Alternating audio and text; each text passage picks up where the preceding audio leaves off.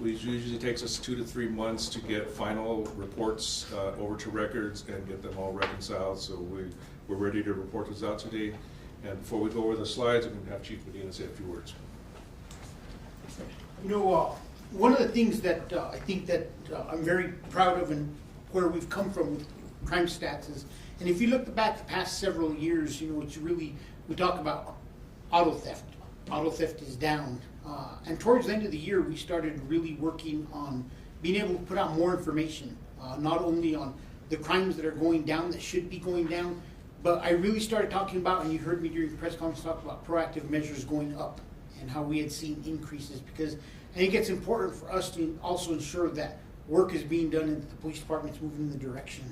So today, we're going to be a little different than we've always been in the past. We're also going to add in and talk about proactive measures, arrests, traffic citations, felony warrants cleared, of information that should be going up.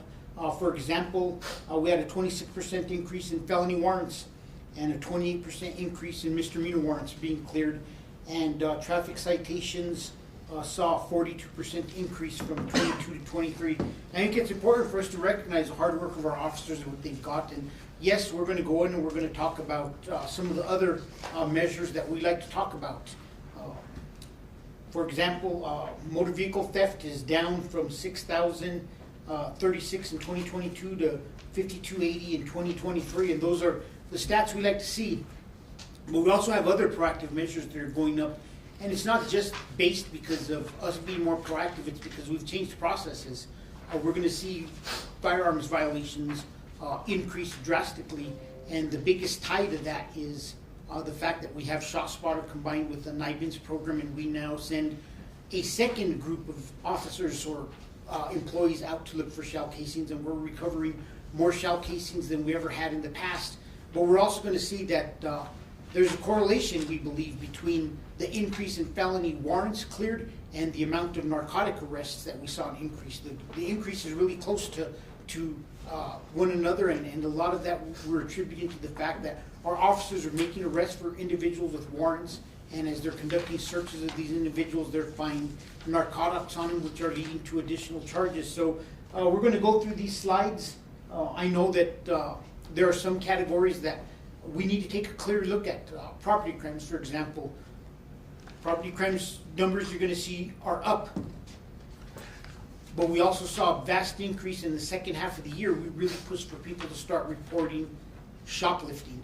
When you take the shoplifting numbers out, property crimes is down. So I think it's important that you get in the weeds, and I know the critics will stick to the numbers that benefit them the most. But I think most everyday citizens are going to look at the individual number categories itself and recognize that there was a lot of hard work put in last year by our officers, and there's a lot of success that are inside of those numbers. So I just want to thank all of our officers and professional staff for all of their hard work last year.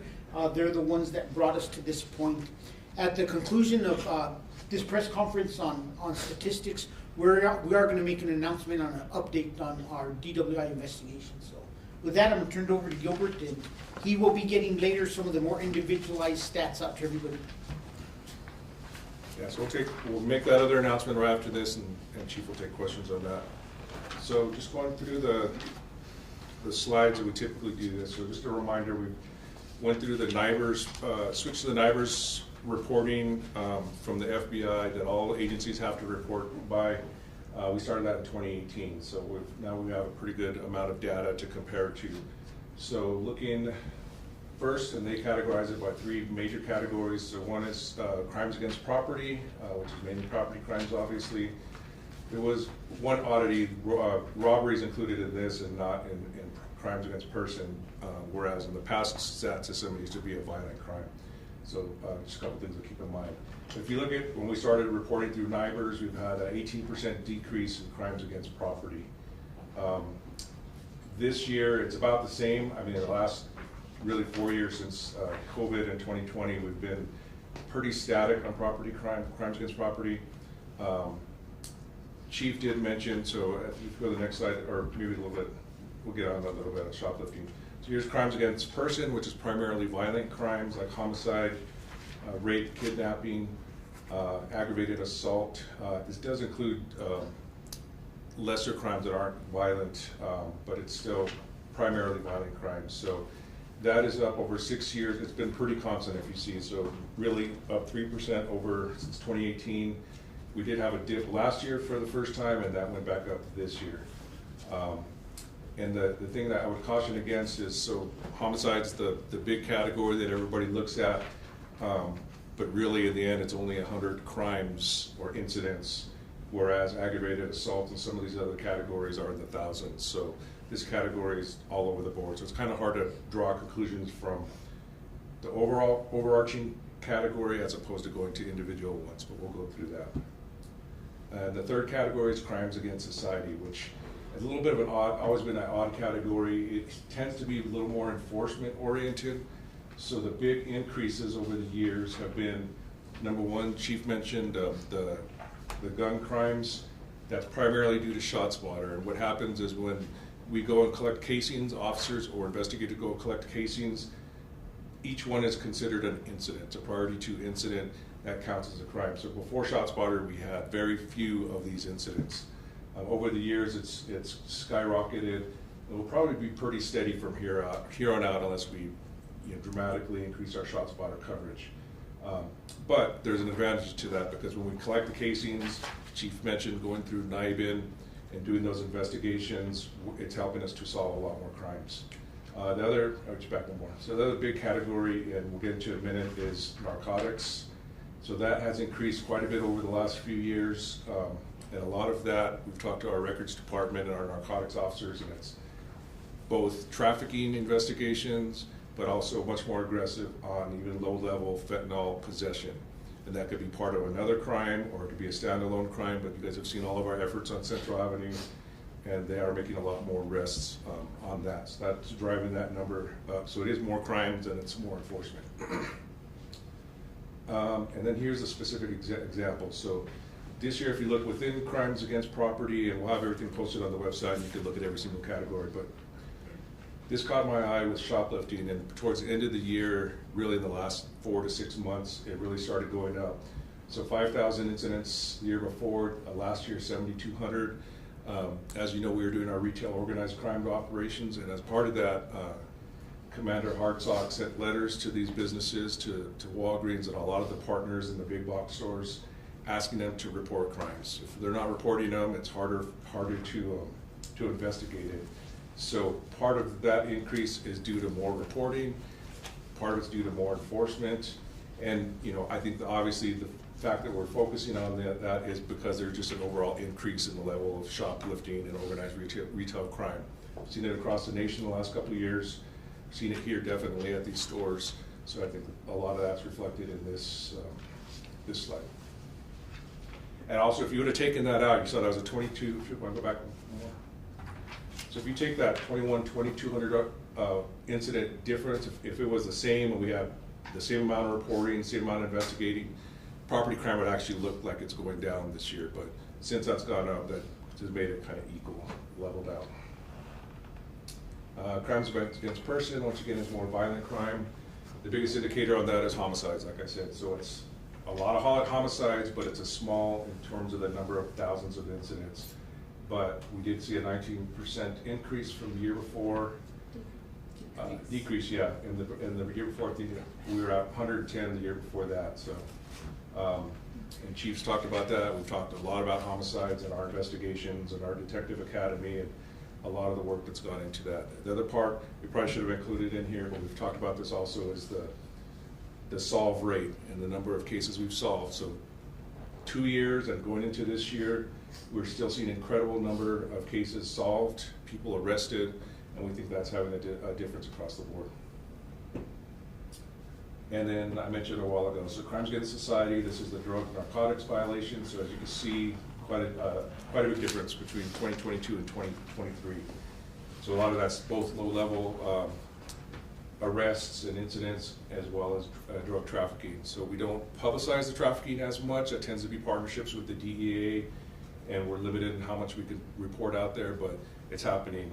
We're getting 2 to 3 notices every single day showing you know, Adam Market in that area has been a huge problem, and we're seeing a lot of it happen around there, but it's happening throughout the city, and our task forces are doing a lot of work on that.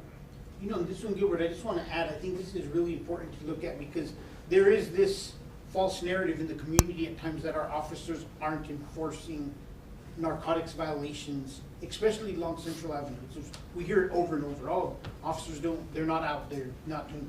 This shows they almost doubled the amount of narcotics violations that they are enforcing throughout the city. So without a doubt, our officers had 1,000 more enforcement activities with individuals throughout the city, and that's both our detectives who are working larger cases and just our everyday field officers who are taking narcotics off somebody and booking somebody on a simple possession type charge. And it could be both misdemeanor or felony, but they do.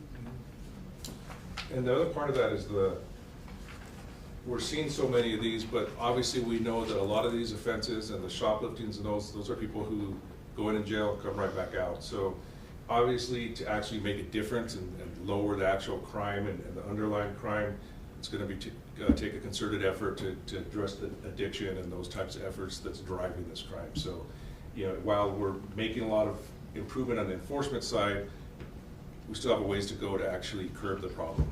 So that's a huge thing that's on our minds, and I think it's going to take the entire criminal justice system. Did you talk about the telephone reporting and all that yet? No. So and DC Griego, maybe you could just mention a little bit about it. So that's just another aspect of our increased reporting over the years with both of these reporting. Hi, I'm Deputy Chief J.J. Griego. I have the Support Services Bureau, which includes the Records Division and the Communications Center. One of the things that we did in order to foster this relationship between businesses and APD, excuse me, is to make it easier for them to report. So what we did is we opened up our telephone reporting unit and our online reporting to make it easier for them to report. So we've seen exponential increases in reporting through that way. I think that's in one of the handouts we put out there, so it's growing dramatically. You know, I think it's important just to talk, you know, like we stated earlier, is like we could go through each, and Gilbert, we giving you information on each individual category, like we talked about theft from vehicle, 2022, 4985, 4923, not a big reduction, but still a reduction. Burglary, which includes commercial and residential, 4,500 in 2022, 3,800 in 2023. Robbery almost cut in half, 1663 versus 984. Like I said, Gilbert will finish getting some of these statistics out to you. But I think it's important, like I stated, that this is one of the first years we could come and we're not just talking about the crime categories we saw going down, like those that I just mentioned on the property side, the robbery side, the homicide side, but we're also talking about the productivity of officers going up. And I think that was something important that we're able to get to, and we know that we've made a lot of changes to our processes. We're taking more telephone reporting and online reporting than ever before, which is clearing our officers up to go out and be proactive in the community. We know that we've changed use of force processes, and our level 1 uses of force, officers are clearing those faster than they ever had in the past, putting officers back into service to help get it. So we're hoping that we continue to see two trends, that the crimes that are key to the community continue to decrease, and that the enforcement activities and the production by the police department continue to increase. And hopefully we could continue that out through the duration of the year, and we could have another good year statistically, both showing the increases we should be seeing, which is something we've never really been able to talk about in past years, and also showing that those key crime categories that I talked about seeing a decrease, a continued decrease within the community. And just an update on the DWI investigation case. Officer Alba, on the eve of being called in for his internal affairs interview, has chosen to resign from the Albuquerque Police Department. So that paperwork is going to be processed, and then that's the only update we have at this time. We're continuing our internal investigation and continue to cooperate and work with the FBI on their criminal investigation. And we'll kind of leave that at that, because we are limited in what we can say. Are you taking questions? Yes. I'm not pointing in regards to crime stats, but just to be clear, you said Officer Alba, A-L? Yes. B-A? A-L-B-A. Yes. Okay, cool, thank you. In regards to the first chart, the crimes against property, if I'm not mistaken, you stated that's including robberies? Yes, Because you guys are, it's better like for us to visually see it and the specifics of it to break it down. Like, I mean, toward the end it's easier, but you guys bunched up a lot of categories. Are you guys gonna? Gilbert's gonna give that out. And actually, this is the sheet he's gonna be sending out that breaks down certain categories. It just got caught up and it didn't get in the packet, but Oh, this okay, is so kind of maybe the that- sheet that shows the specifics of burglary, motor vehicle theft, felony arrests, felony citations, online reports. In 2018, we were only taking 8,400. In 2023, 21,000. So we've almost tripled the amount. Every one of those reports online instead of an officer going out is why we're seeing those increases in production law. Same thing with telephone report unit, 2019, 10,000, 2023, 16,000, 64% increase. And to be clear, the telephone reporting, you guys see an increase in calls. That's people making calls in regards to what's going on. That's right? people making reports over the telephone. Okay, and you guys see an increase in that? Yes. I compared want to- to mention the auto theft, the shift that we did. Yeah, because Yes. I'm confused. Is that included in the crimes against property? The auto? it's- Whatever is reported online or in telephone report unit does reflect onto our stats at the end of the year. Okay. So it's not like you report telephone wise or online wise and all of a sudden those stats get left out. It's the same process. It goes through our record system and the statistics are added. So a burglary that was taken over the phone is counted the same way as a burglary taken by an individual officer. We just talked about the auto theft, how we're requiring people to, Can we get the numbers you for got, that? we'll give you the numbers, but Yes, I'm talking yes. about just the reporting process for auto theft. Yeah, one of the things, and at times there's been individuals and there's those that see the value in us not dispatching an officer to where a car was stolen from, and the car's not there and the offender's not there, and those that don't like that. But we know that we're seeing the increase in production because we require individuals to report certain crimes over the telephone. Traffic accidents that are drivable, that's basically done for insurance purposes. We now have moved those out to people reporting those at a substation or doing it in some other fashion rather than having two officers go out and take the report when possible. We've also moved auto theft. If there is limited offender information, the car is not located, and reporting a car is different than recovering a car, and there's different ways.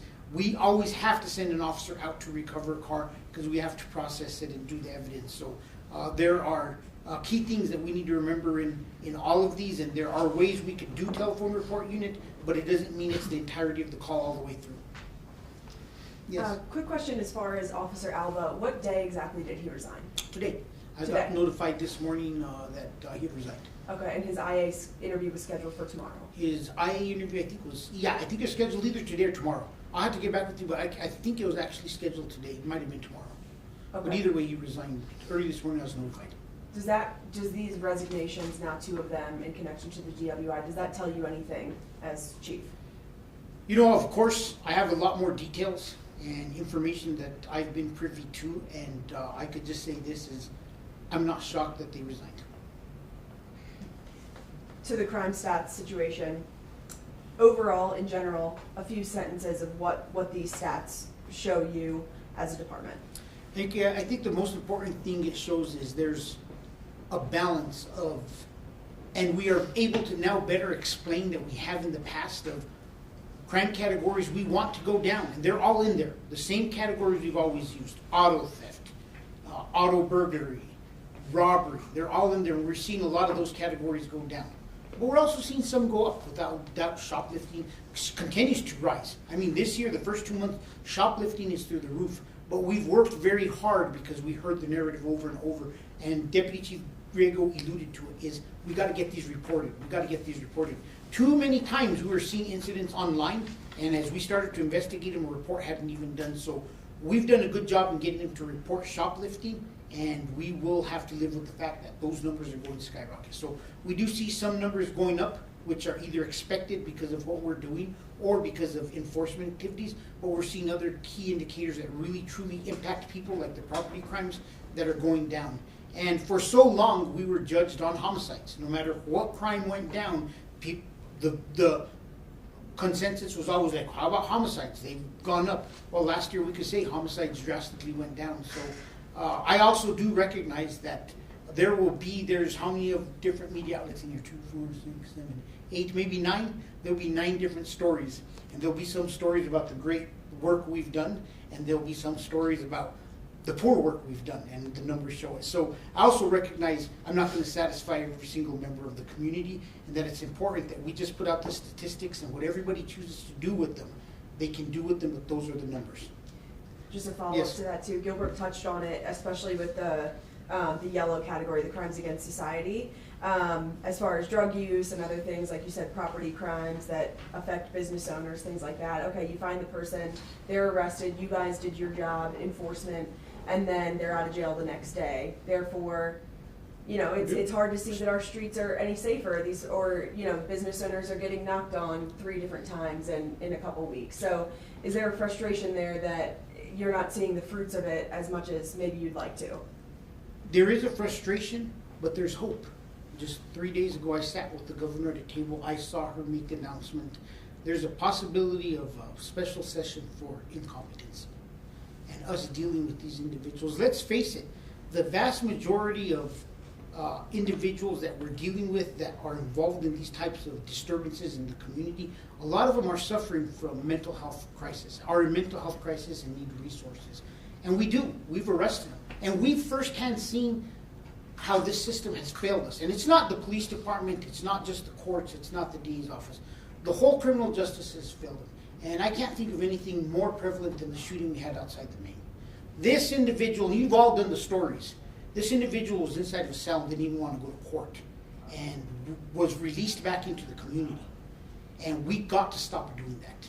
We have to get people to the resources and the help that they need so that they're better, not so that we clear a case, not so that we clear a docket, not so there's one less case to prosecute, one less case to hear, or one less arrest for us to make.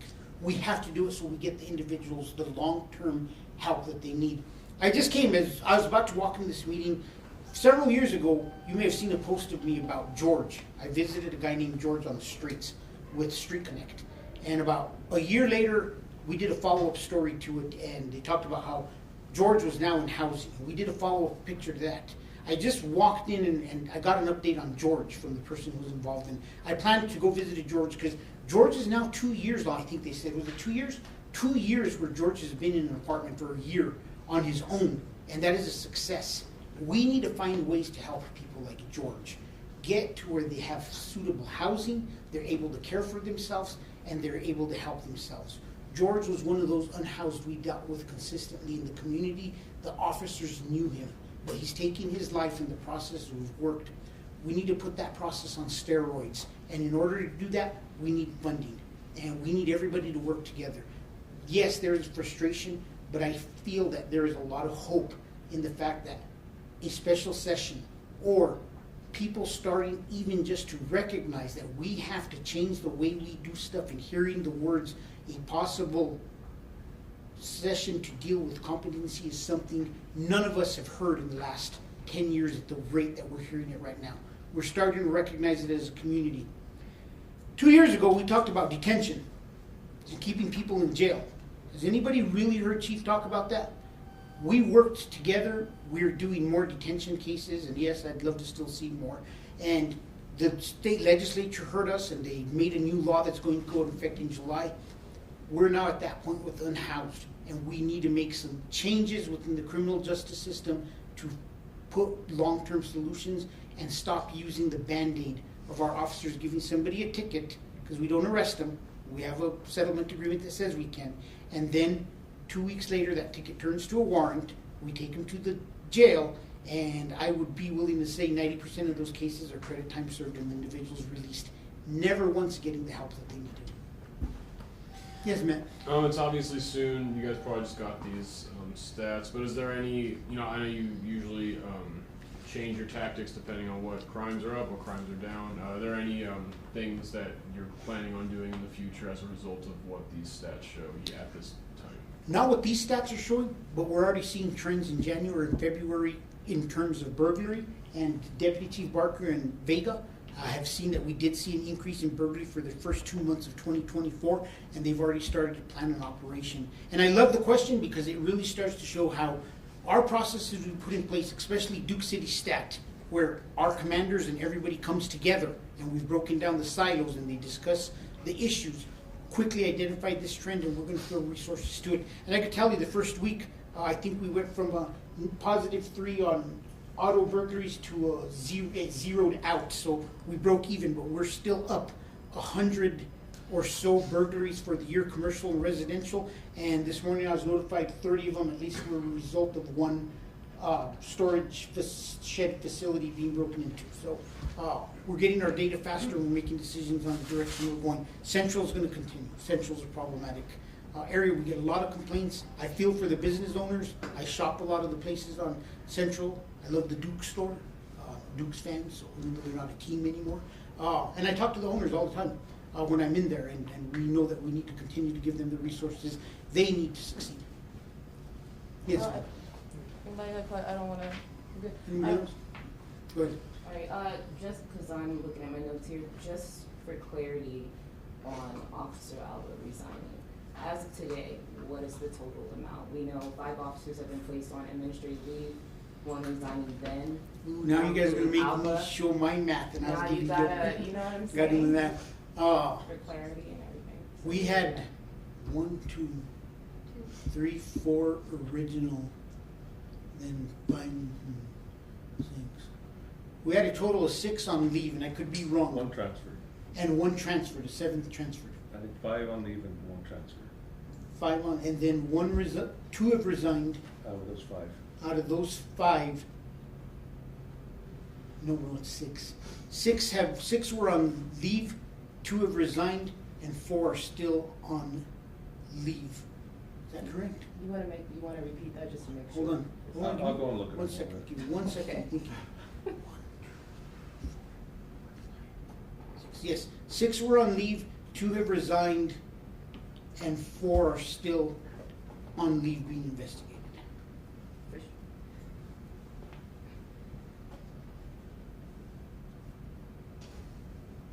You might be right, it might be 5.